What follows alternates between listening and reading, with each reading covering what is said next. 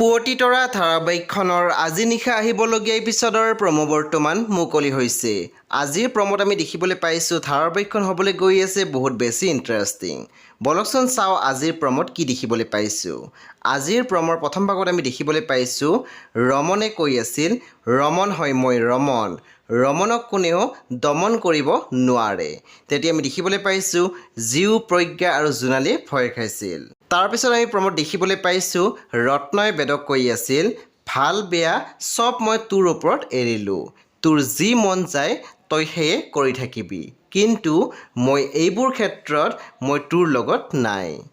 তাৰপিছত আমি প্ৰমোত দেখিবলৈ পাইছোঁ ৰমনে পিষ্টল দেখুৱাই আছিলে আৰু পিছৰ পৰা ৰমনৰ মূৰত কোনোবাই ফুলদানি এটা মাৰিছিলে আৰু তেতিয়া আমি দেখিবলৈ পাইছোঁ জিউ আৰু প্ৰজ্ঞাই আচৰিত হৈ চাই আছিলে আৰু তাৰপিছত আমি দেখিবলৈ পাইছোঁ সেই ফুলদানিটো আছিলে জোনালীৰ হাতত।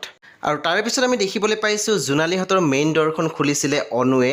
অনুৰ সৈতে আমি দেখিবলৈ পাইছোঁ মনিষা আৰু পমো থিয় হৈ আছিলে। সেই বন্ধু বান্ধৱীসকল আপোনালোকে বাৰু কি ভাবে?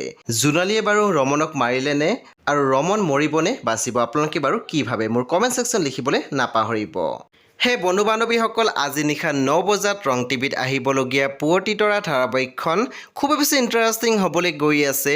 সেয়ে আপোনালোকে চাবলৈ একেবাৰে নাপাহৰিব। পৰৱৰ্তী আপডেটৰ বাবে আপোনালোকে মোৰ চেনেলটো ছাবস্ক্ৰাইব কৰি কাষত থকা বেল আইকনত টিপি দিবলৈ একেবাৰে নাপাহৰিব আৰু প্লিজ আপোনালোকে মোৰ ভিডিঅ'ত এটা লাইক কৰি দিব।